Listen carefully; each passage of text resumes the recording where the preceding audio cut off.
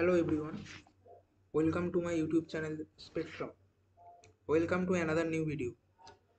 Today, one of my friend Suman Haldar is going to share his interview experience at IISER BERHAMPUR. IISER BERHAMPUR is one of the new IISER in India. It is in Odisha and established in 2016.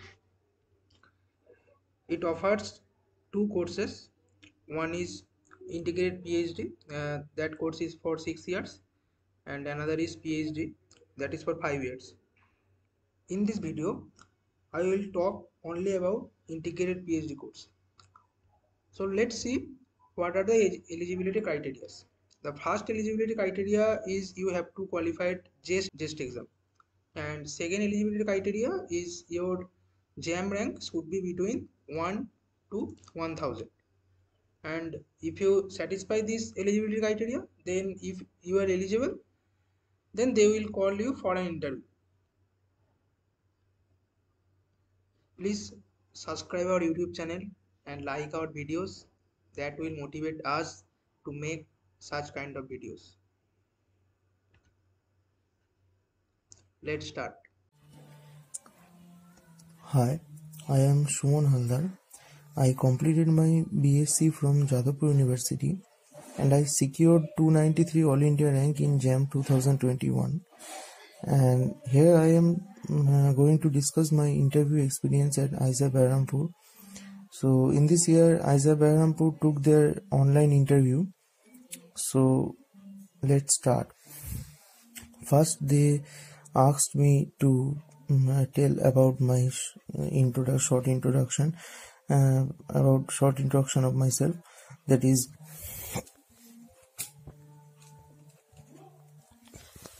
what is my name and from where I completed my BSc and what is my schools, etc. And the subjects I actually like, that the topics in physics I like. I told them that I like classical mechanics, quantum mechanics, electromagnetism and mathematical physics. So they start my interview with the question from quantum mechanics, that is what is the commutator trace of commutator A and B, and B is operator here. I recommend to study the quantum mechanics from an introduction to quantum mechanics written by Zetley, a good book for problems and also short theories. So here I give the solution for the question that is the trace of commutator AB is written here and trace of AB definition of trace is actually like this. So the trace of AB is given here, and this is a identity operator within bracket, that this bracket and this bracket there is an identity operator.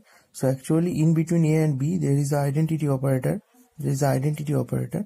and so here we use the identity operator within bracket, this and this. So if we take the summations aside and we get the bra phi mn A and k of phi m and bra phi m B k of phi n. So they get the matrix element of A and B multiplication. So same here, we take trace of BA using the dummy index m here and also the identity operator using the index n here. So if we do this and get the same trace, so actually this and this values are same, and we get that two traces are equal. So if we take the commutator trace of commutator A and B, then it would be 0. So next they asked me, if trace of this is 0, then why not this equal to 0? Actually we know that X and P commutator equal IH cut, and so trace of this is IH cut, not equal to 0 actually. So I gave the reason that these things are discrete. Actually we considered here discrete means n equals 1, 2, 3, dot dot dot not continuous values. So these are discrete. So but the eigenfunctions of these and these have continuous eigenfunctions. That is, the operator has a continuous eigenvalue x, and this operator has a continuous eigenvalue p. So so this type of proof is not valid for x and p. So the this trace of x and p is not equal to 0. And after that they told me to write the Maxwell equations for electromagnetic theory.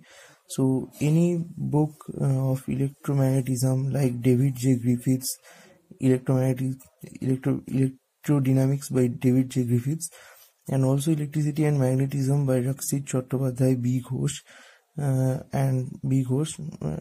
there is a good explanation of Maxwell equations. One can study the Maxwell equations from there. So I'm not going to discuss the Maxwell equations, but I will tell the questions that are asked, that explanation of the displacement current and the each term that I wrote in the Maxwell equations. They wanted explanations of the terms of the Maxwell equations that I have written, and they told me to prove the boundary conditions of B, H and D. In the book of Griffith also, and the electricity magnetism by Rakshit Chattopadhyay, there are good explanations about the boundary conditions of B, H and D. So they only gave me to prove the boundary condition of D, and they told me that I have not to prove the other twos. So actually they want to test me to if I know the boundary conditions or not. So for the D, the boundary conditions are looking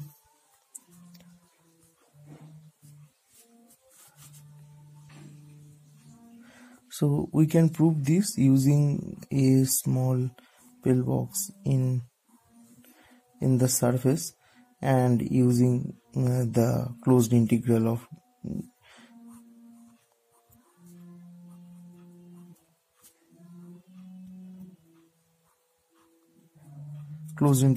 this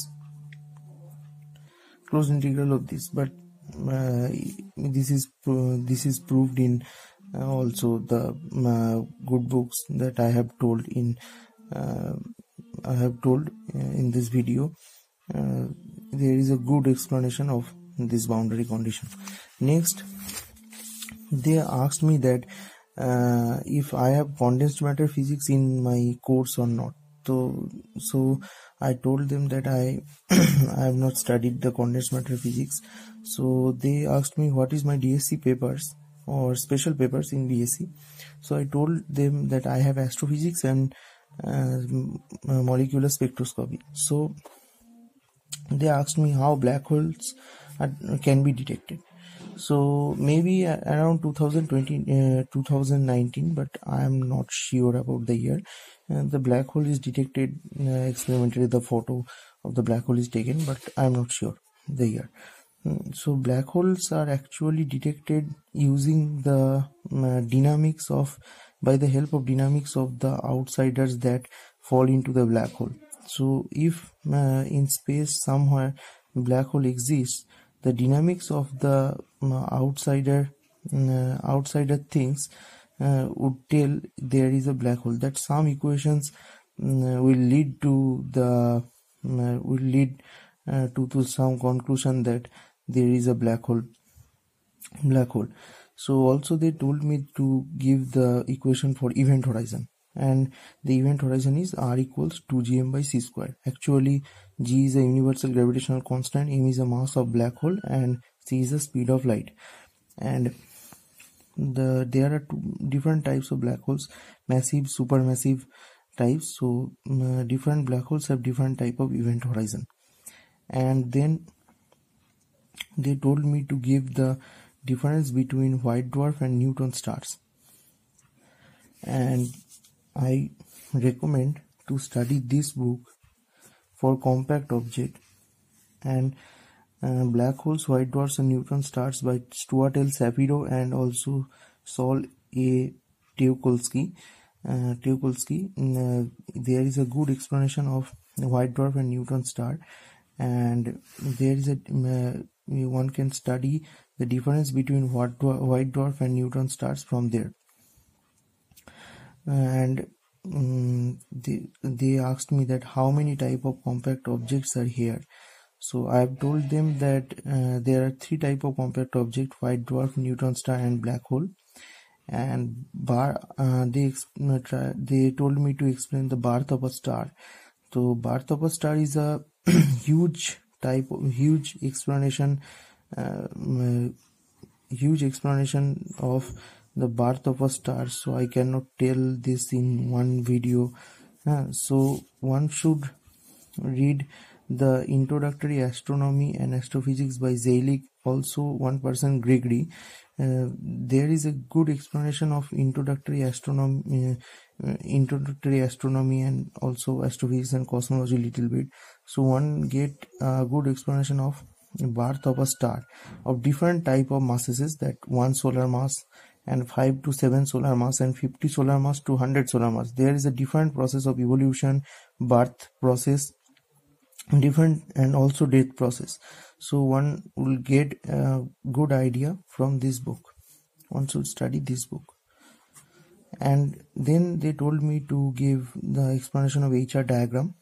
HR diagram is actually Hertzsprung-Russell diagram, and one Zelig has a good explanation of HR diagram, but this is not an introductory explanation. There is a more detailed explanation in Zelig.